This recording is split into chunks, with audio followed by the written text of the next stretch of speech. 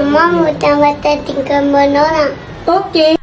मॅडमचा हट्ट आणि साहेबांची फरमाईश. मग काय म्हटलं, आज काहीतरी नेहमीपेक्षा वेगळं ट्राय करावं. पहिल्यांदा ठरवलं बिर्याणी बनवावी आणि त्याच्यासोबत वेगळं काहीतरी असं म्हणून भुना बटर चिकन बनवलं. सगळ्यात आधी तर बेसिक मसाले घालून मॅरिनेट करायचं. जर तुमच्याकडे वेळ असेल तर तुम्ही ते अर्धा ते 2 तासपर्यंत देखील मॅरिनेट करू शकता. नंतर 10 मिनटासाठी ते फ्राय करायचं आणि त्यानंतर वाटण तयार करायचं. वाटण अगदी बेसिक आहे, फक्त त्याच्यामध्ये काजू एक्स्ट्रा ॲड केलेले आहे. हे वाटण व्यवस्थित परतून घ्यायचं.